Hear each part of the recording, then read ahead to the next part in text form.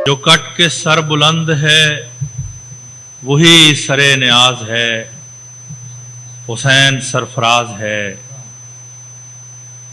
हुसैन का जिहाद है, हुसैन की नमाज है, हुसैन सरफराज है। आदाब दोस्तों, सुखन में खुश आमदीद। मैं हूँ वकास अज़ीज़ और जैसा कि आप सब जानते हैं कि यौम रऊफ़ अमीर मनाया जा रहा है और उनकी बरसी के हवाले से बहुत सी दुआएं भी हैं, दुआए मग़फ़रत भी है, फ़ातिह ख़वानी भी की गई। उनकी यादें, बातें और उनकी शख्सियत से जुड़े हुए अल्फ़ लैलवी क़िस्से जो हैं उसमें बहुत कुछ आपने सुना। और अब एक ऐसी शख्सियत के साथ मैं आपकी मुलाकात करवाने जा रहा हूँ जो हमारी अदबी कहकशां के झुरमट में रहे। ख़ुद भी बहुत बड़े आदमी हैं, बहुत से परिंदों को पर लगा के इन्होंने उड़ना सिखाया। जहाँ जहाँ ये गए, रावलपिंडी, इस्लामाबाद, कराची, पेशावर, वाक एंड टेक्सला, यानी पाकिस्तान का उर्दू अदबी मंजरनामा मंजर नकवी साहब के नाम और काम के बग़ैर मुकम्मल नहीं होता। आप डॉक्टर रऊफ़ अमीर साहब के करीबी दोस्तों में, रुफ़क़ा में आपका शुमार होता था। आपने उनकी अदबी ज़िंदगी को बहुत करीब से देखा, बल्कि उनकी ज़िंदगी को करीब से देखा, ये कहना बेहतर होगा। कैसे मंजर भाई? बहुत शुक्रिया। और मुझे बड़ी खुशी हो रही है कि आपने रऊफ़ अमीर जैसे जेन्युइन शायर को याद रखा, आपसे ही सीखा। और उसके हवाले से हाँ कोई भी बहाना हो, लेकिन उसके हवाले से आपने याद किया, ये बड़ी अहम बात है।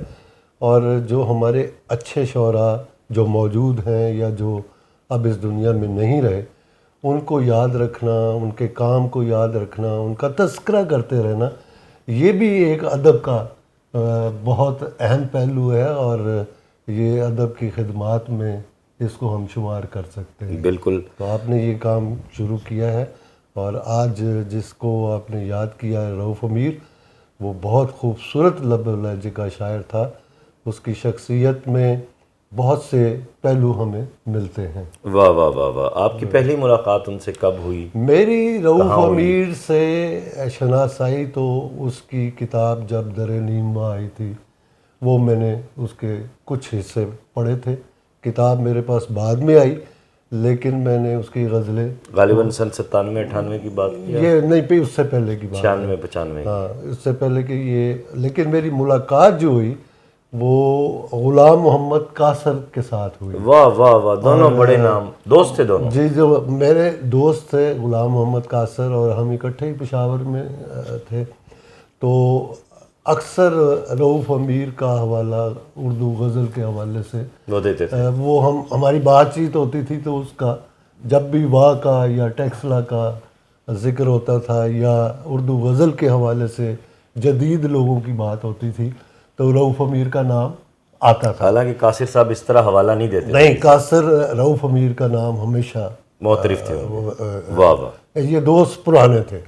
तो मेरी पहली मुलाकात ग़ुलाम मोहम्मद कासर में, जब वो एक अदबी कॉन्फ्रेंस हुई थी, उस वक्त शायद फारूक लगारी प्रेसिडेंट थे। तो प्रेसिडेंट हाउस में हम एक ही वो बस में जब जाते हैं प्रेसिडेंट हाउस में, तो हम इकट्ठे थे तीनों। तो रऊफ़ अमीर से बस सलेक्ट हुई, और जैसे आम रूटीन में होती, पहली मुलाकात होती है। ग़ुलाम मोहम्मद कासर ने फिर उसको कहा कि रऊफ़ अमीर, ये मंजर नकवी हैं, तुम्हारी पहले मुलाकात नहीं है, मेरे बड़े अच्छे दोस्त हैं, शायर हैं, दानिश्वर हैं। अब भरपूर तारुफ करवाया। जो भी बहरहाल अपनी बात करते हुए ज़रा थोड़ी सी हमेशा मुझे झिझक रहती है। तो फिर रऊफ़ अमीर मेरे उस दो तीन रोज़ा कॉन्फ्रेंस में जो वो बहुत हम करीब हो गए। वाह। और रऊफ़ अमीर की एक सबसे बड़ी खूबी ये थी कि वो दोस्तों के दोस्त को भी अपना दोस्त समझता था। वाह वाह वाह वाह। तो इसलिए एक दो दिन में ही हमारी इतनी गहरी वो जो शनासाई थी वो दोस्ती में कन्वर्ट हो गई। क्या कहना। और उसके बाद फिर मेरी रूटीन थी कि मैं जब भी पेशावर से रावलपिंडी आता था या इस्लामाबाद आता था, तो रास्ते में मैं रऊफ़ अमीर के पास ज़रूर ठहरता था, मिलता था उसको। अगर जल्दी में हूँ तो वापसी में ज़रूर मिल के जाता था। तो दो शख्स ऐसे थे कि जिन्हें मिले बगैर मैं इस्लामाबाद से खाली हाथ नहीं जाता था।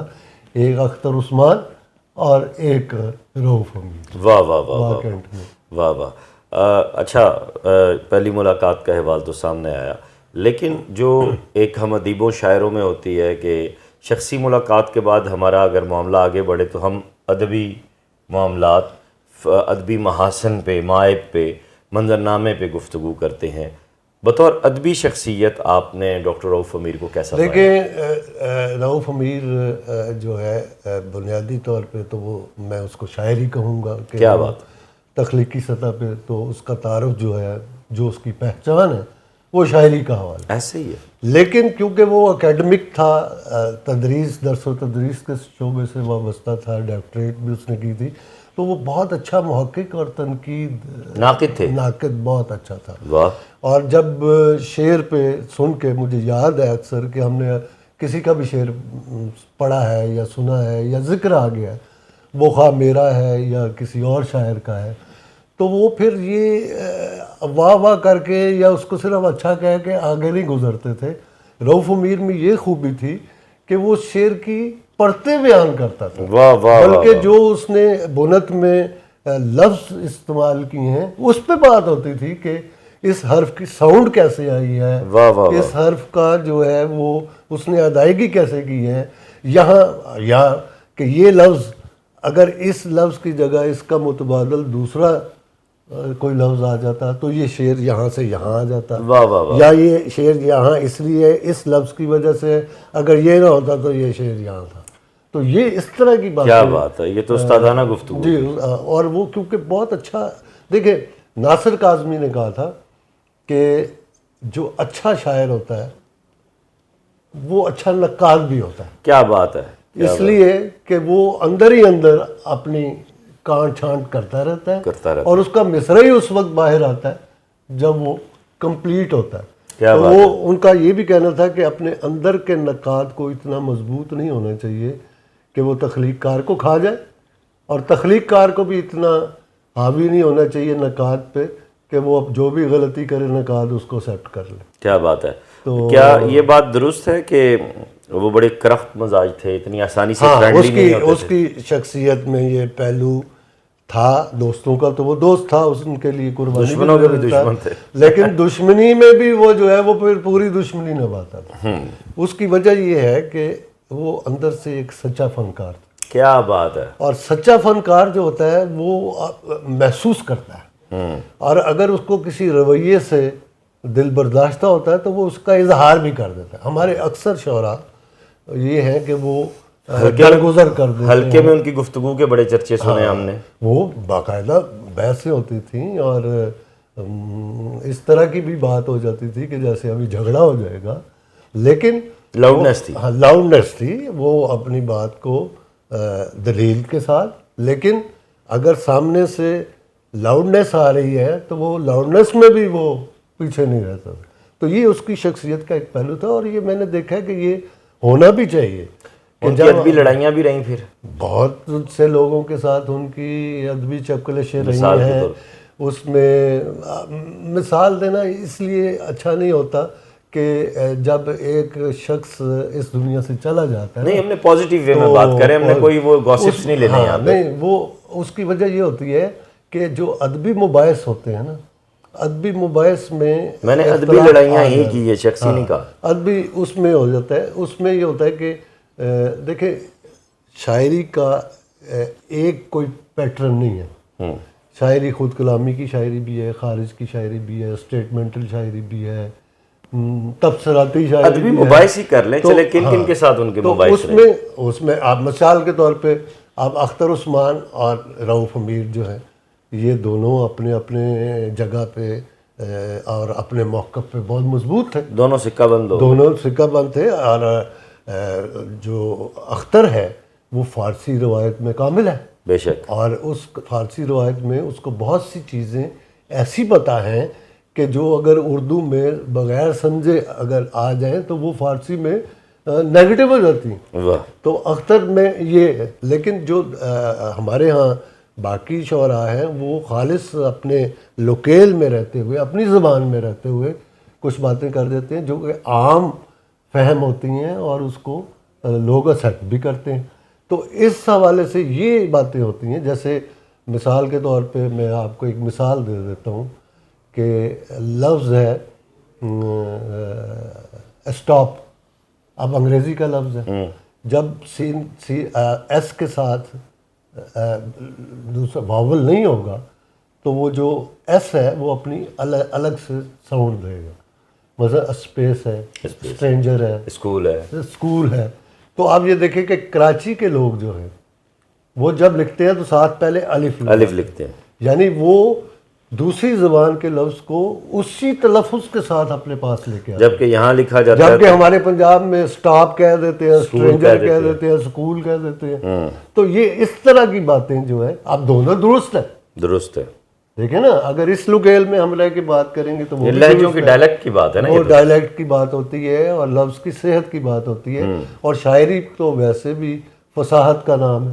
مشاعرے بھی پڑھے آپ نے ان کے ساتھ بہت مشاعرے پڑھے، بلکہ جو واہ میں ایک بڑا مشاعرہ ہوا تھا 94 کی بات ہے یا 96 کی بات ہے، احمد فراز صاحب کی صدارت تھی. اور واہ کا جو 5 اسٹار ہوٹل ہے وہاں ہوا تھا، کل پاکستان مشاعرہ ہوا تھا اور رؤف امیر ہی کنڈکٹ کر رہا تھا. ناظم مشاعرہ بھی تھے جی، وہ ناظم وہ نظامت بھی کیا کرتے. کیا بات ہے. اور بڑے اچھے پیرائے میں وہ بلاتے تھے شعراء کو، عزت دیتے تھے. اور جو جس کا جو مقام ہے وہ مشاعرے میں وہ پھر وہ اس کا خیال رکھتے تھے، فالو کرتے تھے، اس کو فالو کرتے. تو ان کی شاعری کی 2 کتابیں سامنے آئیں، باقی کلام اس کا تحقیقی کام تو کافی ہے. وہ قازقستان میں جی وہ تو بھابھی نے وہ چیزیں 2 مجھے دی ہیں، ان کی مہربانی. بلکہ میرے اسی جگہ پہ جہاں آپ تشریف لائے میرے آفس میں، تو یہاں پہ رؤف امیر اور بھابھی اکٹھے آتے رہے ہیں. اچھا بابا. جب بھی صدر کی طرف آئے تو وہ پھر ملتے تھے. اور قازقستان میں اس نے اردو کے حوالے سے بہت اچھا کام کیا رؤف امیر نے. اور تنقید میں بھی اس کے میرا خیال اس زمانے میں شاید ایک آدھ کتاب آ بھی چکی تھی اور کچھ اس وقت زیر اشاعت کے مراحل میں تھی. اب مجھے علم نہیں ہے. کیا آپ کے نوٹس میں یہ ہے کہ جو کلام ان کا چھپا وہ صرف اتنا ہی تھا یا مزید کلام بھی تھا؟ نہیں، وہ بعد میں جو اس نے کلام لکھا ہے اور جو غیر مطبوعہ کلام ہے وہ اس کا تو اناؤنسمنٹ اس نے اپنے ایک وہ جو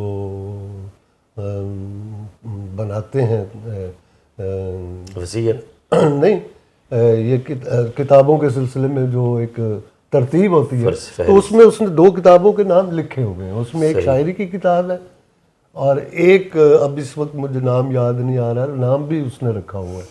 اور ایک کوئی مضامین کی کتاب تھی جس کے بارے میں اس نے لکھا ہوا تھا تکمیل کے مراحل میں. اور بطور شاعر آپ ان کو ان کے عصر میں 80 کی دہائی سے ان کا آغاز ہوتا ہے، 80 کی دہائی کے شعراء کہاں دیکھتے ہیں؟ بطور شاعر میں اردو غزل کا جب حوالہ آئے گا تو آپ رؤف امیر کو اگنور نہیں کر سکیں گے. صحیح. اس خطے کے حوالے سے جب اب کیونکہ ویسے شاعر تو شاعر ہوتا ہے، اس کا کوئی خطہ نہیں ہوتا جب غزل کی ہم بات کرتے ہیں. لیکن غزل کے کیونکہ اب بہت سے کیونکہ اچھے شعراء موجود ہیں اور پورے پاکستان میں یا پاکستان سے باہر امریکہ میں یا مڈل ایسٹ میں اور انڈیا میں لوگ ہیں، تو جب اس حوالے سے بات کریں گے تو جب اس خطے کا حوالہ آئے گا یعنی اردو غزل میں پٹھوار کا اور پشاور کا اور یہ جو، تو اس میں رؤف امیر کی غزل اس کے نام کے بغیر غزل کا سفر جو ہے نہیں فنون میں چھپتے رہے. وہ فنون میں قاسمی صاحب اس کی بہت تعریف کرتے تھے، فنون میں وہ چھپتے رہے ہیں. ان کی غزل کا کیا اختصاص دیکھتے ہیں آپ؟ میں اس کی غزل میں جو ہے نا وہ سماجی رویہ بھی اس کے ہاں ہے اور داخلی رویے بھی ہیں. اور میں سمجھتا ہوں کہ اس نے اپنے داخل کو خارج کے ساتھ مربوط کیا ہے. اختر عثمان نے اپنی گفتگو میں کہا کہ ان کے ہاں نئی زمینیں ملتی ہیں اور غزل میں نیا تجربہ بھی لہجے اور خیال کی سطح پہ ملتا ہے. دیکھیں اب اس کا میں آپ کو بتا دیتا ہوں. دیکھیں آپ نے یہ کہا کہ آئینہ صفت لوگ تھے اس شہر کے لیکن انداز تکلم کسی پتھر کی طرح تھے. واہ. کوئی بھی رنگ اسے اب چھپا نہیں سکتا، دکھا دیا ہے جو دیمک نے کام اندر سے. واہ واہ واہ واہ واہ. اب یہ دیکھیں یہ 2 شعر میں نے آپ کے سامنے. دوسرے شعر کی تو بالکل ہی نئی بات. آپ دیکھیں کوئی بھی رنگ اسے آپ چھپا نہیں سکتا. دکھا دیا ہے جو دیمک نے کام اندر سے. تو یعنی وہ جو اپنے داخل کو اس مضبوطی سے باہر لے کر آتا تھا خارج کی طرف. خارج دیکھیں یہ شعر بتا رہا ہے کہ شاید انہیں کہیں احساس تھا کہ ان کی زندگی کم ہے. ہاں نہیں زندگی کا بھی حوالہ آ جاتا ہے. اور پھر اس کے بعد دیکھیں سماجی رویہ اندر سماجی رویے آتے ہیں. خارج کے اثرات جب داخل پہ پڑتے ہیں تو وہ داخل کو شامل کر کے باہر آتے ہیں. مثلا اس کا وہ خود بھی کہتا ہے جو ابھی آپ نے سوال کیا تھا, مجھ سا کوئی نہیں سر پھرا آدمی, میں کئی دشمنوں میں گھرا آدمی, اور اس زمانے کی الجھی ڈور کا ایک سرا خدا ایک سرا آدمی. واہ واہ واہ واہ. تو یہ اور پھر وہ غزل ان کی اور ہوا چل پڑی. اور بہت ساری اس کی غزلیں ہیں. اور میں سمجھتا ہوں کہ جب اس کی ہم اپنے عہد کے یوسف ضرور ہیں لیکن یہ کنویں میں قید رہے بازار تک نہیں پہنچے. اب یہ شعر اس کا تو ایک زمانے میں ضرب المثل تھا. اور لوگوں کو میں آپ اپنے گلے لگ کے بین کرتا ہوں, رؤف امیر میرے ویر میرے سارے خواب. اب دیکھیں اس طرح کی اب آپ نے اس غزل کا حوالہ دیا جو مشہور. اب دیکھیں اس کی یہ غزل ہے, میں جی عطا کریں. پرند ہوتے اگر ہم ہمارے پر ہوتے, ذرا سی دیر میں ایک دوسرے کے گھر ہوتے. واہ واہ واہ واہ واہ. بلا سے ہجر کی راتیں طویل تر ہوتی, واہ واہ واہ واہ. مگر نہ وصل کے دن اتنے مختصر ہوتے. واہ واہ واہ واہ واہ. ہم اپنے مرکز و محور سے کٹ گئے ورنہ اس ایک در کے جو ہوتے نہ در بدر ہوتے. واہ واہ واہ واہ واہ. تمہاری چاہ میں اتنا تو ہم سے ہو سکتا, تمہاری راہ میں پھولوں بھرا شجر ہوتا. واہ واہ واہ واہ. امیر دشت کا سنسان راستہ ہوتا, اور ایک شام کو ہم دونوں ہم سفر ہوتے. واہ واہ واہ واہ. اب یہ دیکھیں کہ یہ اس کی جو آپ نے شعر سنائے وہ در نیما سے, اور جو میں نے یہ غزل آپ کو سنائی یہ شاید دھوپ آزاد. اور نام کیسا اچھا ہے. ہاں. اور آپ دیکھیں اس نام میں کتنی شعریت ہے. اور واہ کہ وہ ہر ایک پہ دھوپ تو ہر ایک پہ یکساں پڑتی ہے, اور جب یکساں پڑتی ہے تو اگر پھولوں پہ پڑے گی تو خوشبو کو بھی چمکا دے گی. واہ واہ واہ. اور اگر کسی مزبلے پہ پڑے گی تو ببو کے.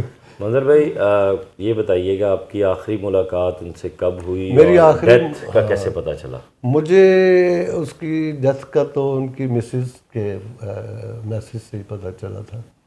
اور کازکستان میں تھے, اور یہاں پہ ان سے میرا وہ فون اکثر کر لیتی تھیں یا وہ میسج آ جاتا تھا. کازکستان میں بھی انہوں نے بہت کام کیا, بڑا کام کیا اس نے, اردو چیئر پہ بہت کام کیا ہے. بلکہ ان کی مسز بھی بعد میں. وہ مجھے جو آپ کی بات کو ذرا بڑا کروں گا, مجھے کہنے میں کوئی یار نہیں ہے کہ وہاں انڈین لابی بہت تنگ تھی ان سے, کیونکہ انہوں نے جس طرح پہ اردو کی پروموشن اور اردو کے لیے ورکنگ کی, یہ کوئی سیاسی معاملہ بھی بیچ میں آتا ہے, لیکن ہم جیسے آپ نے کہا کہ رویوں کی بات بیچ میں رکھنی چاہیے, تو اردو تو ہماری پہلی محبت ہے, ظاہر ہے.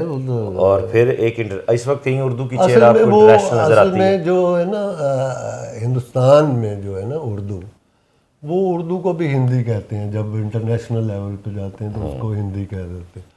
لیکن جو اردو خالص ہے, خاص طور پہ شاعری میں آپ دیکھیں تو اردو کی شاعری نے بہت اثرات ڈالے ہیں. واپس آتے ہیں اسی قطع کلامے کی معذرت, کہ آپ کی آخری ملاقات کب ہوئی؟ میری آخری ملاقات ان کی ہوئی تھی وہ جب کازکستان سے آئے تھے, تو یہاں صدر میں کچھ چیزیں خریدنے آئے تھے, تو آپ کے پاس آئے یہاں؟ تو وہ میرے پاس آئے تھے. اور وہ پھر کوئی 1 گھنٹہ ہم بیٹھے تھے, اور مختلف وہاں کے حوالے سے باتیں ہوتی رہیں, اور جیسے دوستوں میں فلاں پرجوش. میں نے تو ان کی تصویریں دیکھی ہیں, مجھے تو ان کے اندر ایک پرجوش, متجسس اور زندگی سے بھرا ہوا آدمی. ہاں نہیں بہت اور محفل باز تھے. اچھا. وہ میں تو جب بھی وہاں کینٹ گیا ہوں یا اس کو فون کر دیتا تھا تو وہ مدعو کر لیتا تھا 4-5 دوستوں کو، کیا بات ہے، یا وہ پھر یہ کہ پہلے سے ہی بیٹھے ہوتے تھے. کیا بات ہے. حسن نقوی سے میری پہلی ملاقات جو ہے وہ رؤف امیر کے گھر پہ ہوئی. کیا بات ہے، کیا بات ہے. یہ تو ایک بڑی اچانک یعنی وہ حسن نقوی جو ہے رؤف امیر کی دریافت ہے. وہ اس شاگرد تھا اس کا. ہاں تو دریافت ہی تو وہ ان کے، لیکن اگرچہ حسن نقوی کے بزرگوں سے تو والد صاحب سے اور تایا سے تو میری ملاقاتیں پہلے سے تھیں، صحیح، لیکن مجھے یہ نہیں پتا تھا کہ یہ ان کا صحیح حوالہ ہے. صحیح. بہت شکریہ آپ کا. اشر صاحب وہاں ہوتے تھے، اشر وہ مشتاق قاسم ہوتے تھے. واہ واہ واہ واہ. یہ اور یہ کیا نام ہے، شمشیر حیدر ہے، راکب راجہ ہیں، عارف سمابی ہیں، حفیظ اللہ بہت سے بادل ہیں. دوست جو ہیں جو وہ وہاں موجود ہوتے تھے اور رؤف امیر کے ساتھ بیٹھتے تھے، اور وہ گفتگو میں سکھا دیتا تھا. کیا بات ہے، کیا بات ہے. شعر کی تو یہی ہوتا ہے نا، جیسے آپ کسی بڑے اچھے فنکار کے ساتھ بیٹھتے ہیں تو وہ اپنی گفتگو میں ہی کچھ ایسی باتیں چھوڑ جاتا ہے جس سے بندہ سیکھ لیتا ہے. تو اس کو کہتے ہیں کہ مکالمہ کریں. مکالمے میں کوئی نہ کوئی بات آپ نئے لوگوں سے سیکھتے ہیں اور کچھ نہ کچھ آپ ان کو نئے لوگوں کو گائیڈ بھی کر رہے ہیں. واہ واہ واہ. غیر محسوس طریقے. واہ واہ واہ. تو رؤف امیر بہت اچھا فنکار، بہت اچھا دوست اور بہت اچھا انسان، اور اللہ تعالیٰ اس کی مغفرت کرے. آمین. اور ایسے شعراء کو یاد رکھنا چاہیے، یاد کرنا چاہیے. ان کے فن کے حوالے سے، ان کی شخصیت کے حوالے سے آپ نے رؤف امیر کو یاد کیا، آپ کا بہت شکریہ. میرا فرض ہے، میرا فرض ہے. اور میں یہاں یہ بات ضرور کہوں گا، عابدہ پروین نے تو گائی ہے، لیکن ڈھونڈو گے اگر ملک ملنے کے نہیں نایاب ہیں. تو یہ وہ لوگ ہیں. دیکھیں اردو جو شاعری کا سفر ہے نا وہ بہت کٹھن ہے، اور اس کی تاریخ ایسی ہے کہ اگر ٹوٹیلٹی میں کسی کا کوئی ایک شعر رہ جاتا ہے نا، تو کوئی ایک مصرع رہ گیا تو وہ زندہ رہ گیا. اور جن کی غزلیں ہوں کیا بات ہے، تو ان کو کون مار سکتا. واہ واہ واہ واہ. بہت شکریہ آپ کا. دوستو، رؤف امیر میری نسل کے لیے ایک مسمرائزنگ پرسنالٹی، طلسماتی شخصیت. اور رؤف صاحب کو جب بھی میں نے دیکھا تو ان کے ہاں مجھے وہی زندگی سے بھری لپک، متجسس آنکھیں اور آگے بڑھنے کی ایک وہ خواب مجھے اس میں نظر آئے، اور اس کے ساتھ ایک بہت گہری اداسی بھی نظر آئی. میں یہ اکثر سوچتا ہوں کہ فیض صاحب کی تو لابی بھی موجود ہے، ان کا جنازہ بھی ابھی تک اٹھایا ہوا ہے، قاسمی صاحب کا بھی اٹھایا ہوا ہے، اور بھی بہت سارے لوگوں کا ہے. لیکن وہ لوگ جنہوں نے اپنی زندگی ادب کو دی، صرف ہوئے، اور ان کی شاعری، ان کی شخصیت موجود ہے، انہیں ڈسکس کیوں نہیں کیا جاتا؟ تو یہ میری زندگی کا مشن ہے. میں نے انہی لوگوں کی، انہی بزرگوں کی، انہی رفتگاں کی حرفوں کی روشنی میں اپنا سفر آغاز کیا. اور مجھے کہنے میں کوئی یار نہیں، ہم نے حلقہ ارباب ذوق اسلام آباد کی نشستوں میں منظر بھائی سے یہ چیزیں سیکھی ہیں، اور انہی کی حوصلہ افزائی ہے. بات آگے بڑھ رہی ہے، ہمیں کسی سے کوئی ستائش، کوئی صلہ نہیں ہے. رؤف امیر سب کے ہیں، ہم ان کے بارے میں بات کریں گے. آئندہ چند گھنٹوں میں آپ مزید اہم انٹرویوز دیکھنے والے، ان کے بہت قریبی احباب کے. 2 دن تک یہ سلسلہ جاری رہے گا. آئیے مل کر رؤف امیر صاحب کو بھرپور طریقے سے یاد کرتے ہیں، ان کے اشعار شیئر کرتے ہیں، اور اس ویڈیو لنک کو زیادہ سے زیادہ آپ پھیلائیں تاکہ لوگوں تک ایک جینون فنکار کی خوشبو پہنچ سکے. اپنا خیال رکھیے گا. خدا حافظ. ٹھیک ہو گیا؟ بہت شکریہ. زبردست.